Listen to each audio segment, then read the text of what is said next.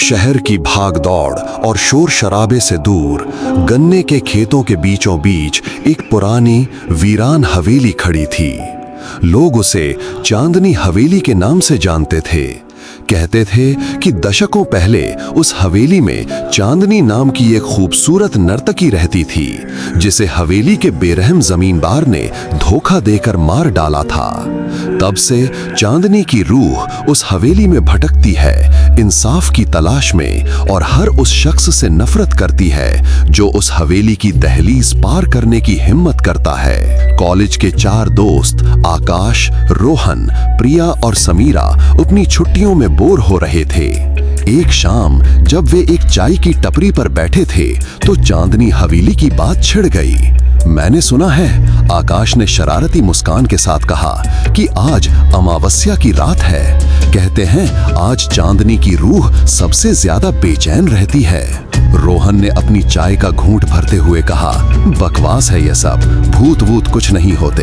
हिम्मत है तो आज रात चांदनी हवेली में 1 घंटा बिताकर दिखाओ। आकाश ने उसे चुनौती दी। प्रिया ने बेचैनी से कहा, नहीं आकाश, ये ठीक नहीं है, ऐसी जगहों से दूर ही रहना चाहिए। लेकिन आकाश की चुनौती और रोहन के अहंकार के बीच ये तय हो गया कि वे चारों आज रात उस हवेली में जाएंगे। रात के करीब 11 बजे उनकी पुरानी कार गन्ने के खेतों से गुजरते हुए उस कच्ची सड़क पर पहुंची जो हवेली तक जाती थी। चांद आसमान में नहीं था और तारों की रोशनी भी घने बादलों के पीछे छिपी थी। हवेली एक विशाल काले राक्षस की तरह अंधेरे में डूबी हुई थी। उसकी टूटी हुई खिड़कियां खाली आंखों जैसी लग रही थीं, जो उन्हें घूर रही थीं। देखा, मैंने कहा था ना, रोहन ने अपनी टॉर्च जलाते हुए कहा, यहाँ कुछ नहीं है सिवाय मच्छरों और जालों के। वे कार से उतरे और हवेली के विशाल नक्काशीदार लकड़ी के दरवाजे की ओर बढ़े। दरवाजे पर एक बड़ा सा जंग लगा ताला लटका था, लेकिन दरवाजा एक तरफ से थोड़ा उखड़ा हुआ था, जिससे अंदर जाने के लिए पर्याप्त जगह थी। एक एक करके वे अंदर दाखिल हुए। अंदर का माहौल बाहर से भी ज्यादा भयावह था। हवा में सीलन, सड़न और धूल की एक अजीब सी गंध फैली हुई थी। उनके पैरों के नीचे सूखे पत्ते और टूटे कांच के टुकड़े चरमरा रहे थे। टॉर्च की रोशनी में दीवारों पर लगे जाले चांदी की तरह चमक रहे थे। सामने एक बड़ी सी सीढ़ी ऊपर की मंजिल की ओर जा रही थी। तो मिस्टर साइंटिस्ट, आकाश ने रोहन को चिढ़ाते हुए कहा, कहाँ है तुम्हारा लॉजिक अब? रोहन कुछ कहने ही वाला था कि तभी उन्हें एक हल्की सी आवाज सुनाई दी, छन, जैसे किसी ने पायल पहनी हो और एक कदम चला हो। सब एक पल के लिए जम गए। ये क्या था? समीरा ने कांपती आवाज में पूछा। हवा होगी, रोहन ने जल्दी से कहा, लेकिन उसकी आवाज में पहले जैसा आत्मविश्वास नहीं था। प्रिया ने आकाश का हाथ कसकर पकड़ लिया। मुझे यहाँ अच्छा नहीं लग रहा आकाश, चलो वापस चलते हैं। अरे अभी तो आए हैं, डरपोक कहीं की। आकाश ने हंसकर बात को टालने की कोशिश की, लेकिन उसका दिल भी जोर जोर से धड़क रहा था। उन्होंने आगे बढ़ने का फैसला किया।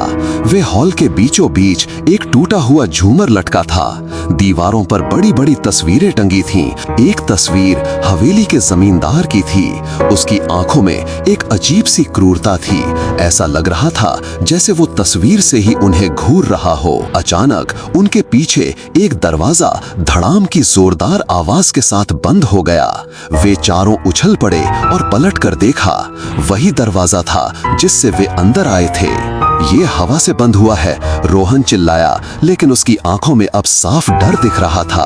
आकाश और समीरा दरवाजे को खोलने की कोशिश करने लगे, लेकिन वो टस से मस नहीं हुआ। वे अब अंदर फंस चुके थे। प्रिया की आंखें आंसुओं से भर गईं। तभी उसे हॉल के दूसरे कोने में सीढ़ियों के पास कुछ हिलता हुआ महसूस हुआ। उसने अपनी टॉर्च उस ओर घुमाई। एक पल के लिए, सिर्फ एक पल के लिए, उसे एक सफेद साड़ी पहने औरत की परछाई दिखी, जिसका चेहरा लंबे काले बालों से ढका था। परछाई तुरंत गायब हो गई। वहां कोई था, वो चीखी। सबने उस ओर देखा, लेकिन वहां कुछ नहीं था। हॉल में अचानक ठंड बढ़ गई थी, इतनी ठंड कि उनके मुंह से भाप निकलने लगी। और फिर वो आवाज फिर से आई, इस बार ज्यादा साफ और करीब, पायल की छनक, छन छन छन। आवाज सीढ़ियों से ऊपर की ओर जा रही थी। हमें यहाँ से निकलना होगा, समीरा चिल्लाई। वे सब हवेली में बाहर निकलने का कोई और रास्ता खोजने लगे। वे एक लंबे गलियारे में भागे। गलियारे में कई कमरे थे जिनके दरवाजे बंद थे। भागते भागते रोहन एक कमरे के अंदर झांकने के लिए रुका। जैसे ही उसने अंदर देखा, कमरे का दरवाजा अपने आप अंदर की ओर बंद हो गया और रोहन अंदर फंस गया। रोहन, आकाश चीखा और दरवाजा पीटने लगा। अंदर से रोहन के चिल्लाने और दरवाजे पर हाथ मारने की आवाजें आ रही थीं। बचाओ मुझे, यहाँ कोई है, रोहन अंदर से चीख रहा था। अचानक रोहन की चीखें बंद हो गईं। एक भयानक खामोशी छा गई। आकाश, प्रिया और समीरा के दिल बैठ गए। वे और जोर जोर से दरवाजा पीटने लगे। कुछ देर बाद दरवाजे का हैंडल अपने आप घूमा और दरवाजा एक चरमराती हुई आवाज के साथ खुल गया। कमरा खाली था, खिड़की टूटी हुई थी, लेकिन वो इतनी ऊंचाई पर थी कि वहां से कूदना मुमकिन था। रोहन गायब था। अब उनका डर दहशत में बदल चुका था। तभी उन्हें ऊपर की मंजिल से किसी के रोने की आवाज सुनाई दी। ये एक औरत की सिसकियां थीं, जिनमें बेइंतहा दर्द और दुख भरा था। सिसकियों के साथ साथ पायल की आवाज भी आ रही थी। प्रिया ने रोते हुए कहा, ये वही है, ये चांदनी है, वो हमें नहीं छोड़ेगी। आकाश ने हिम्मत बटोरी, हम रोहन को छोड़कर नहीं जा सकते, हमें उसे ढूंढना होगा। वे कांपते हुए कदमों से सीढ़ियां चढ़ने लगे। ऊपर का मंजर और भी भयानक था। चांद की हल्की सी रोशनी एक टूटी खिड़की से आ रही थी, जिससे एक लंबा गलियारा दिख रहा था। गलियारे के अंत में एक कमरा था, जिसका दरवाजा थोड़ा खुला था। रोने की आवाज उसी कमरे से आ रही थी। वे धीरे धीरे उस कमरे की ओर बढ़े। जैसे ही वे दरवाजे के पास पहुंचे, रोने की आवाज बंद हो गई। आकाश ने हिम्मत करके दरवाजे को धक्का दिया। कमरा खाली था, सिवाय एक पुरानी टूटी हुई आराम कुर्सी के, जो अपने आप धीरे धीरे हिल रही थी। और उस कुर्सी के पास जमीन पर खून के कुछ ताजे धब्बे थे। खून के धब्बों के पास रोहन की टॉर्च पड़ी थी। जैसे ही समीरा ने टॉर्च उठाने के लिए हाथ बढ़ाया, कमरे का दरवाजा एक बार फिर धड़ाम से बंद हो गया। और इस बार अंधेरे में उन्हें वो दिखी। कमरे के एक कोने में वो खड़ी थी, एक लंबी सफेद साड़ी पहने औरत।